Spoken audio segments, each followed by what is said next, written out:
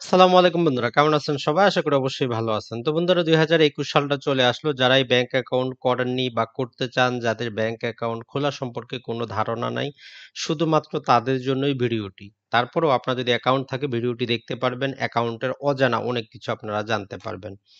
তো চলুন শুরু করা যাক। আমরা আপনাদেরকে আজকে উদাহরণস্বরূপ জাস্ট ইসলামিক ব্যাংক বাংলাদেশ লিমিটেডটা দেখাচ্ছি। আপনি বাংলাদেশের যেকোনো ব্যাংকেই যান, মোটামুটি 99% আপনি এই সমস্ত ডকুমেন্টের প্রয়োজন হবে। এই সমস্ত টার্মস অ্যান্ড কন্ডিশনই আপনি পাবেন মেক্সিমাম ক্ষেত্রে। কারণ সেটি হচ্ছে যে বাংলাদেশ ব্যাংকই সবকিছু নিয়ন্ত্রণ করে। আর এই প্রেসক্রাইব যে ফর্মটি, এটি বাংলাদেশ ব্যাংক কর্তৃক প্রেসক্রাইবকৃত। তাই একই রকম আপনারা পাবেন। হয়তো শুধুমাত্র ইসলামিক ব্যাংকের ক্ষেত্রে কিন্তু শব্দ চয়নে আপনারা পার্থক্য পাবেন। এটাই হচ্ছে কথা। তো প্রথমেই এটি দেখতে পারতেছেন, লিখা আছে ব্যক্তি হিসাব বা ইন্ডিভিজুয়াল অ্যাকাউন্ট, আর এখানে লিখা আছে মুদারাবা সেভিং অ্যাকাউন্ট। তো মনে রাখবেন, মুদারাবা মানে হচ্ছে যে এটি ইসলামিক একটা টার্মস। তো এর সহজ কথা যেটা হচ্ছে, আমরা অন্য ব্যাংকে যেটাকে আমরা সেভিং অ্যাকাউন্ট বলি, সঞ্চয় হিসাব বলি, সেটি। তো এখন ইসলামিক ব্যাংকগুলো যেটি করেছে, এই সেভিংটাকে তারা বিভিন্ন নামে ভাগ করেছে। আপনার জন্য পৃথক তারা রেখেছে যে আপনি যদি ইসলামিক ব্যাংকে সেভিং অ্যাকাউন্ট করবেন, কিন্তু সেভিং এর মধ্যে আপনি স্টুডেন্ট হলে একরকম, কৃষক হলে একরকম, বৈদেশিক মুদ্রা হলে একরকম। অর্থাৎ একটার মধ্যেই তারা অনেকগুলো, এক ফর্মের মধ্যেই অনেক কিছু আপনাকে নিবে। তো ফর্মটার ১ম এ যে হিসাবের নাম, হিসাব নম্বর, এই ক্ষেত্রে আপনার কোনো কাজ নাই। এটা ব্যাংক কর্মকর্তারাই পূরণ করবে। তাই এটাতে আপনার কোনো কাজ নাই। তো আমরা নিচের দিকে চলে যাব।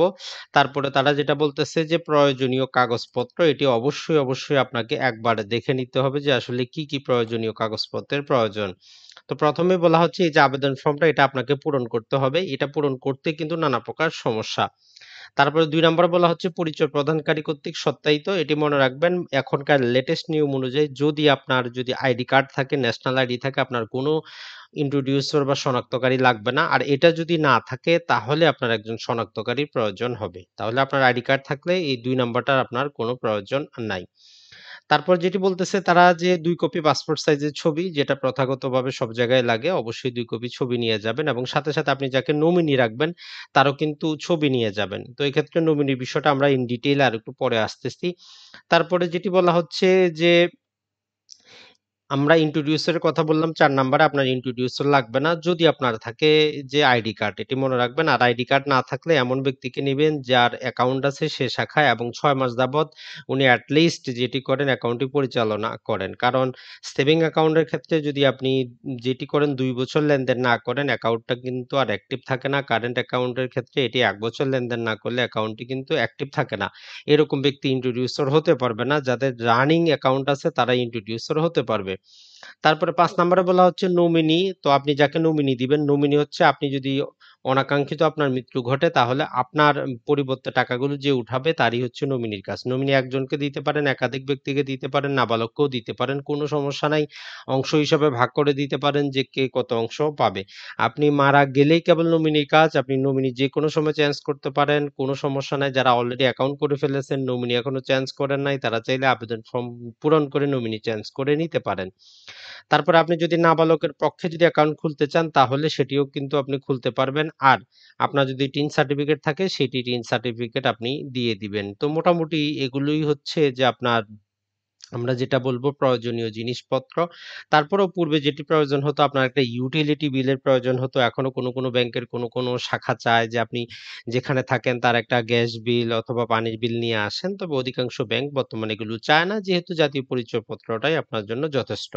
তবে এগুলোর ফটোকপির সাথে ব্যাংক আপনার কাছ থেকে অরিজিনাল মূল কপিটাও চাইতে পারে। ব্যাংকের এই অধিকারটা আছে। ওইজন্য নিচের দিকে তারা দ্রষ্টব্য দিয়েছে যে এগুলোর মূল কপিও প্রয়োজন হতে পারে।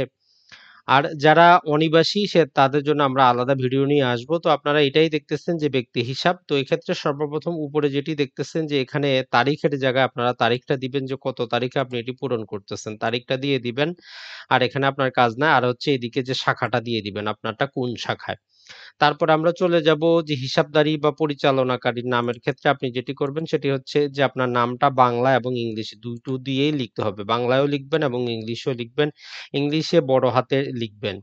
তারপরে আপনার জন্ম তারিখ যেটা আপনার আইডি কার্ডে আছে, জন্মস্থান যেটা আপনার আইডি কার্ডে আছে, পিতার নাম, মাতার নাম, যদি বিবাহিত হন তাহলে স্বামী বা স্ত্রীর নাম, আপনার জাতীয়তা পুরুষ বা স্ত্রী, এগুলো দিয়ে দিবেন। আর রেসিডেন্ট স্ট্যাটাস এক্ষেত্রে যদি আপনি বাংলাদেশে থাকেন রেসিডেন্ট দিবেন। আর যদি আপনি প্রবাসী হন নন রেসিডেন্ট দিবেন। আর পেশার ক্ষেত্রে এটি এখন আপনার উপর নির্ভর করে আপনি কি করেন তার উপর। আর মাসিক আয়ের ক্ষেত্রে যেটা হয় সেটা হচ্ছে যে আপনি যদি প্রবাসী হন কিছুই দিতে হবে না। তারপরে আনুমানিক আপনি একটা এস্টিমেট করে দিতে পারেন। ১১ নম্বরে আপনারা দেখতেছেন এটি খুবই গুরুত্বপূর্ণ যে অর্থের উৎসটা এটা আপনি কি দিবেন। এখন আপনি কোন প্রকারের অ্যাকাউন্ট খুলতেছেন তার উপর নির্ভর করে সেভিং অ্যাকাউন্ট খুললে আপনি যদি স্টুডেন্ট হন তাহলে সেভিং দিতে পারেন যে আপনি টিউশন করেন সেখান থেকে আসে, ছোটখাটো ব্যবসা আছে। অর্থাৎ পার্সোনাল সেভিংও আপনি দিয়ে দিতে পারেন। আর যদি আপনার টিন সার্টিফিকেট যদি করা থাকে আপনি এখানে টিন সার্টিফিকেটে দিয়ে দিবেন। কারণ এটি দিলে আপনার যে ভ্যাটটা আসবে সেটা 10% আসবে। তো এটাই হচ্ছে কাজ। এর বাইরে আর কিছু নাই। ১৪ নম্বরে চলে যাব। আপনার যেই আইডি কার্ডে যেই ঠিকানাটা আছে সেখানে বর্তমান ঠিকানা, স্থায়ী ঠিকানা ১৪ এবং ১৫ তে আপনি দিয়ে দিবেন। এটা হচ্ছে কথা। এখানে আর কিছু বুঝার কিছুই নেই। আপনার আইডি কার্ড অনুযায়ী আপনি এখানে পূরণ করবেন। আর যদি আপনার যদি জাতীয় পরিচয়পত্র না থাকে এখানে স্পষ্ট লিখা আছে দেখুন জাতীয় পরিচয়পত্র ব্যতীত অন্যান্য ক্ষেত্রে পরিচয় দানকারী তথ্য অর্থাৎ যিনার আপনার ইন্ট্রোডিউসর হচ্ছে উনি নাম লিখবে, উনি স্বাক্ষর করবে। তো এই পর্যন্তই কাজ। তারপরে চলে যাব আমরা পরের পাতায়। পূর্বে অনেক ২০ পাতার মতো পাতা ছিল। এখন এগুলোকে ছোট্ট করে নিয়ে আসা হয়েছে। তো হিসাবের নাম এক্ষেত্রে এখানে হিসাবের নাম আপনি না লিখলেও চলবে। এটা ব্যাংক কর্মকর্তারা করে দিবে। তারপরেও আপনি লিখলে লিখতে পারেন। আর এখানে আপনি টিক দিয়ে দিবেন যে আপনি কোনটি খুলতে চাচ্ছেন মুদ্রা বা সেভিং অ্যাকাউন্ট। তারপরে মুদ্রা এটি বাংলাদেশী টাকাই হবে। কারণ আপনি তো আর ডলার, পাউন্ড, ইউরো রাখবেন না। তো এটার জন্য আপনার টাকাও হবে। আর হচ্ছে যে আপনারা চাইলে যৌথভাবেও কিন্তু সেভিং অ্যাকাউন্ট খুলতে পারেন। তো এইজন্য লিখাই আছে দেখুন এখন যে এককভাবে, যৌথভাবে যেকোনো একজন হিসাব পরিচালনার পদ্ধতি। তো এটি সবচেয়ে বেশি গুরুত্বপূর্ণ। আপনি যদি এককভাবে করেন আপনার এক নামেই হবে এককভাবে, ২ জনে যদি অ্যাকাউন্ট করেন যৌথভাবে। আর যদি যেকোনো একজন এর মানে হচ্ছে আপনি মারা গেলেও অন্যজন ব্যক্তি কি করতে পারবে? অ্যাকাউন্টটি পরিচালনা করতে পারবে। আবার লিখা আছে যেকোনো একজন অথবা জীবিত জন এর মানে হচ্ছে যদি যেকোনো একজন মারা যায় তাহলে জীবিত যে থাকবে ও করতে পারবে অথবা আপনারা এখানে অন্যান্য টার্মস এন্ড কন্ডিশন ও এড করে দিতে পারেন। তো মনে রাখবেন এটি নিয়ে অনেক প্রকার দ্বন্দ্ব আছে। এর জন্য আমার একটা পৃথকও ভিডিও আছে। আপনারা চাইলে সেটি দেখে নিতে পারেন যে আসলে এটি দ্বারা কি বুঝাচ্ছে। তো বন্ধুরা, আধুনিক ব্যাংকিং ব্যবস্থা আপনি অবশ্যই যেটি করবেন সেটি হচ্ছে ব্যাংকিংটা টিক করে রাখবেন। তাহলে আপনি এটি নিতে পারবেন। এসএমএস ব্যাংকিং আছে, অনলাইন সার্ভিস আছে এগুলো আপনি টিক মারে দিতে পারেন। আর প্রাথমিক জমার পরিমাণ এখন ভিডিওটা আজকে দেখেন আর ১০ বছর পরে দেখেন ২০২১ সাল পর্যন্ত ৳৫০০ দিয়ে আপনি অ্যাকাউন্টটা করতে পারবেন। আর যদি বিশেষ কোনো নির্দেশনা আপনি ব্যাংকে দিতে চান এক্ষেত্রে সেটিও দেওয়ার ব্যবস্থা আছে। স্পেশাল কোনো কিছু আপনি এখানে এড করতে পারেন।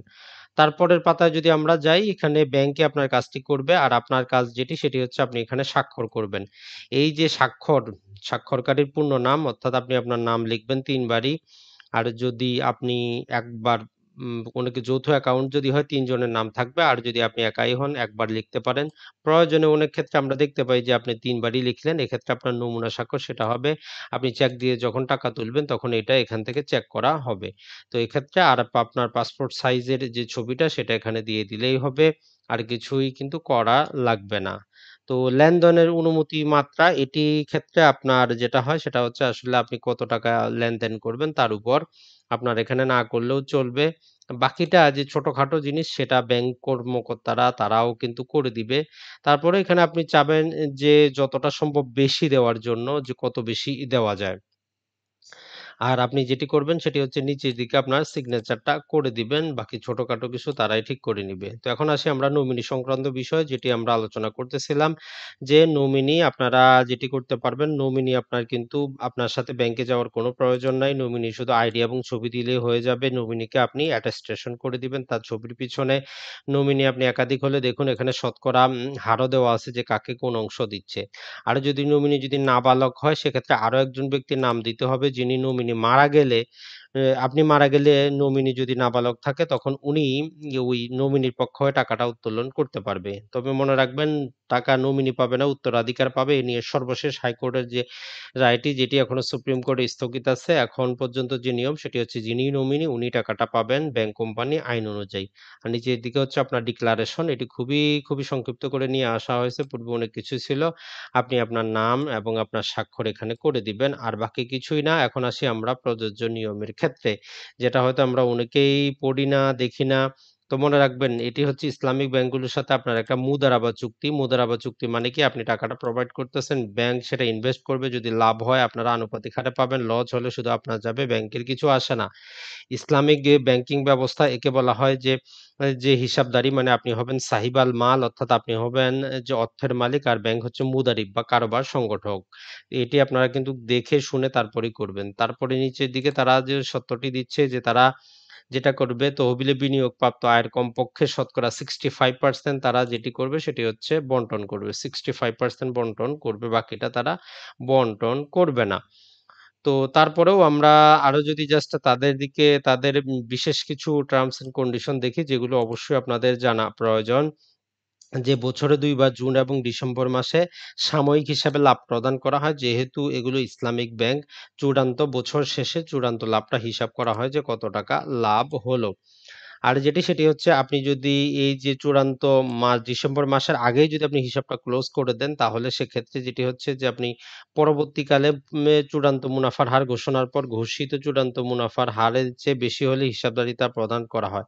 অর্থাৎ আপনার যদি আপনি বন্ধ করে ফেলেছেন অ্যাকাউন্টটি কিন্তু আপনার যদি মুনাফা পান সেটিও কিন্তু প্রদান করা হবে। কিন্তু তার আগে যদি করে নেন সেটা কিন্তু করা হবে না। তো এজন্য আমরা সবসময় ট্রাই করব আপনারা অ্যাকাউন্টটা করার আগে এগুলো কিন্তু একবার পড়ে নিবেন। তো তারপরে যেটা বলা হচ্ছে সেটি যদি আমরা এখানে নাও পাই তারপরেও আপনাদেরকে বলে দিব। এখানে এই যে ১৪ ধারা আপনারা দেখুন যে ১০ বছর পর্যন্ত যদি না হয় তাহলে সেটাকে আনক্লেইম ডিপোজিট বলা হয়। যদিও এক্ষেত্রে যেটি বলা হচ্ছে যে কিছু এখানে উল্লেখ করা হয় না। আপনি যদি সেভিং অ্যাকাউন্টের ক্ষেত্রে ২ বছর লেনদেন না করে এই অ্যাকাউন্টটিকে তারা ইনঅপারেটিভ বা ডোরম্যান্ট হিসাবে গণনা করে এবং অ্যাকাউন্টটি সাময়িক স্থগিত করে দেয়।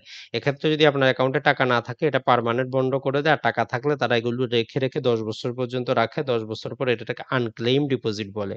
তো বাংলাদেশ ব্যাংকের নির্দেশনা হচ্ছে এরকম আনক্লেইম ডিপোজিট হলে যে স্থায়ী ঠিকানা দেওয়া থাকবে সেই স্থায়ী ঠিকানা ব্যাংক চিঠি পাঠাবে এবং সাথে যেটি করবে স্থানীয় পত্রিকায় তারা এট লিস্ট প্রতি ৩ মাস পর বিজ্ঞপ্তি দিবে যে অ্যাকাউন্ট নাম্বার গুলো দিয়ে। যদি কেউ না পাওয়া যায় তখন ১০ বছর পরে তারা এগুলো বাংলাদেশ ব্যাংকে দিয়ে দিবে। বাংলাদেশ ব্যাংক আরো ২ বছর টাকাগুলো রাখবে। তারপরে যদি কেউ দাবি না করে তারা সেগুলো সরকারি কোষাগারে দিয়ে দিবে। এটাই হচ্ছে এখন পর্যন্ত নিয়ম। আর ইসলামিক ব্যাংকগুলো আপনার জমানো টাকার উপর কোন প্রকার জাকাত কিন্তু দেয় না। তো আমরা বলতে পারি যে ৮ পাতার যে আপনারা ফর্মটি দেখলেন, এটি খুবই সংক্ষিপ্ত করে নেওয়া হয়েছে। পূর্বে এটি কিন্তু ২০ পাতার ছিল। তো আশা করি এখন থেকে আপনি মূল জিনিসটা বুঝতে পারছেন যে কোথায় কি জিনিসটি করতে হবে। আর বেসিক কনসেপ্ট যেটা আপনি ইসলামিক ব্যাংকে ৳৫০০ দিয়ে খুলতে পারবেন। কোন ব্যাংক ১,০০০ নিচ্ছে যেমন শাহজালাল ইসলামিক ব্যাংক ৳৫,০০০ নিচ্ছে। সিটি ব্যাংক যদি আমরা দেখি সেক্ষেত্রে তারা ৳১০,০০০ নিচ্ছে। স্ট্যান্ডার্ড চার্টার ব্যাংক ৳৪,০০,০০০ নিচ্ছে। এইচএসবিসি তারা ৳১০,০০,০০০ নিচ্ছে সেভিং অ্যাকাউন্ট করার জন্য। আপনি যে ব্যাংকে অ্যাকাউন্ট করেন কোনো সমস্যা নাই। অবশ্যই তাদের ইন্টারনেট ব্যাংকিং আছে কিনা এবং তারা তাদের সুবিধাগুলো কিরকম এই জিনিসগুলো দেখে শুনে তারপরেই অ্যাকাউন্টটা কিন্তু করবেন। আর আপনার নমিনি আপনি যে কাউকে দিতে পারেন, যেকোনো সময় চেঞ্জ করতে পারবেন। আপনি জীবিত থাকলে নমিনির কোনো কাজ নাই। আপনি যখন মারা যাবেন তখনই কিন্তু নমিনির কাজ আছে। তো বন্ধুরা ভালো থাকবেন, সুস্থ থাকবেন। আসসালামু আলাইকুম।